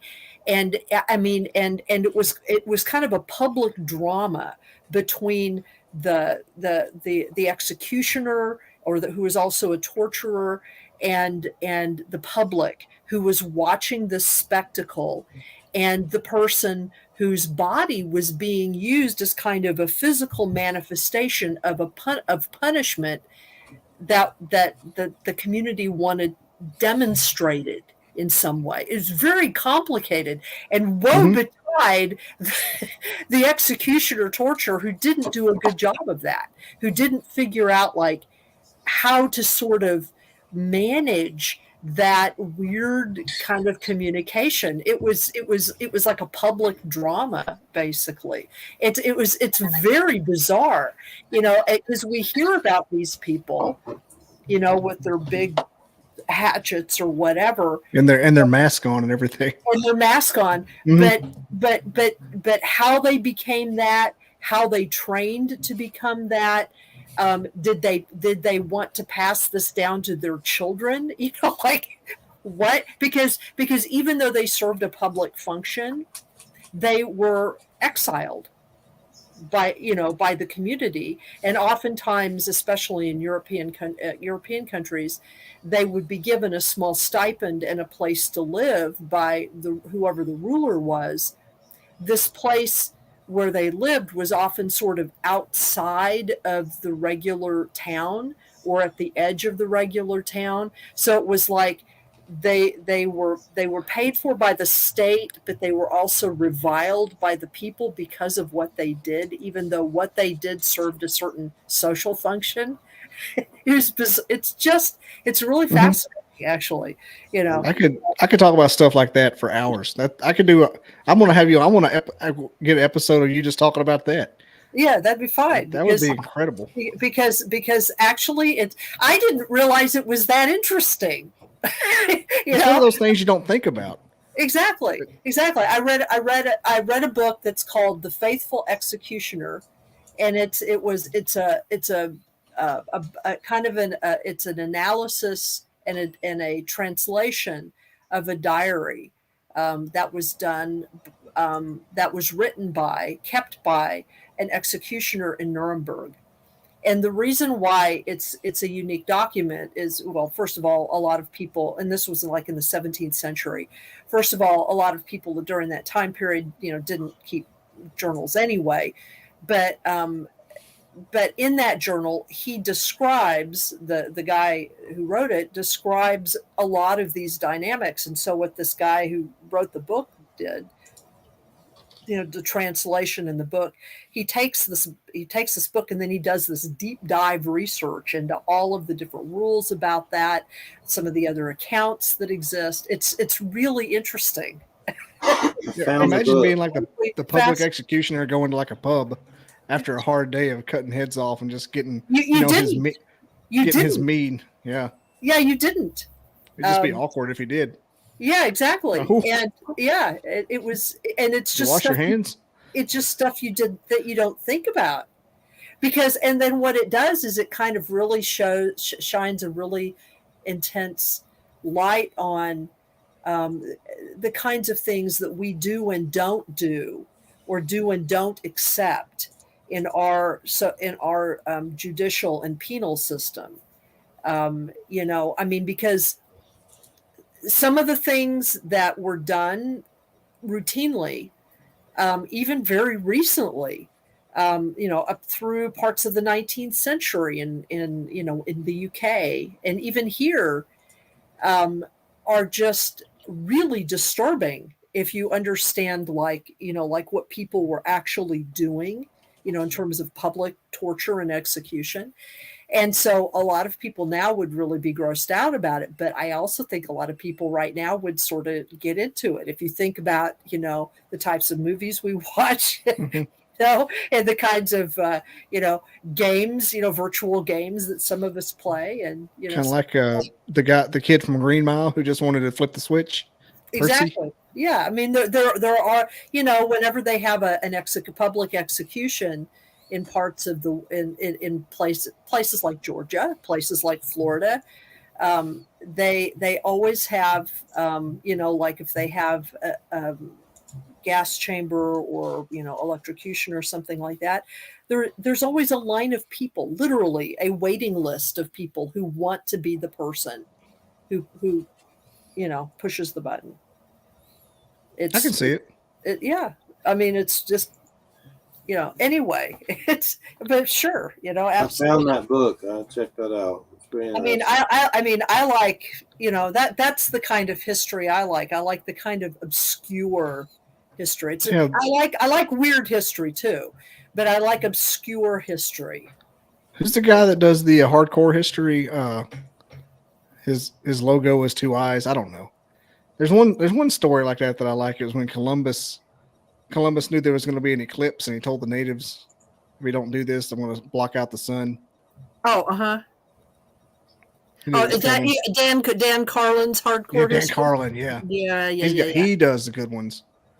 Yeah. He was talking about these people that betrayed the ruler or something. I can't think specifically, but he went this detail about the punishment that these people did for betraying, like trying to break off and fight the ruler. And they were tied up and their skin was peeled off of them with hot irons. Yeah. And if you passed out while it was happening, they woke you up with smelling salts and stuff and so they could keep going until they killed you. You couldn't pass out. Oh, God almighty. But it was like an hour of him describing that. First of all, how do they know? How do they know that happened? I guess somebody wrote it down. But geez, just the flay thing just freaks me out when I hear about it.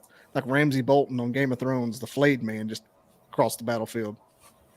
And just even the tortures that this guy, you know, this in the faithful execution, the tortures that he had, because you know, one of his the idea of it was that the body is sort of the mechanism that allows an opportunity for the expiation of the soul, essentially, kind of a public confessional. And so the tortures had to be done in a certain way. It was like you had to torture someone badly enough, but not past a certain point. Because if it was past a certain point, then the crowd could start to see you as cruel, and then they would call for the person to be executed. It's just interesting.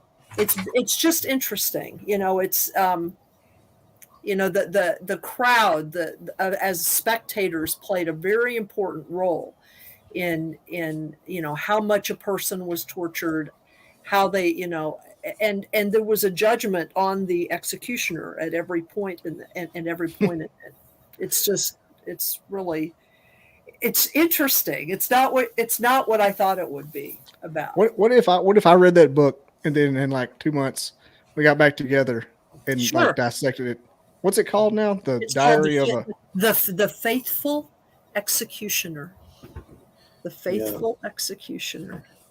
Now it's an academic book, so it's, you know, it's academic-y, but you know, he's not the best writer in the world, but it's so interesting that I didn't care. Well, hey guys, I got to close out. We're supposed to close out at 5 Hill, but Bobby, it's been great. It's BobbyDizzle.com, BobbyDizzle.com. Everybody check it out. And we appreciate you coming on. We'll have to get you on some more for sure in the future when we have more time, and we'll have to do a trilogy. Had a great time. I love these things. Trilogy, we'll do Wild Trees. He's got to do his third in the trilogy at some point. We'll have to me and Wild Trees need to be on here together since he got a new laptop. Yeah, that'd be fun too. That's a rabbit hole likes of lakes you've never seen. Yeah, for sure. We'll definitely do that. We appreciate it. It's been great. And thanks. See you at the Mardi Gras. No, eat a moon pie for me. Yeah, that's right. All right, everybody. Have a good weekend. Thanks for listening. Thanks, everybody. Take care. Have a good weekend. See ya.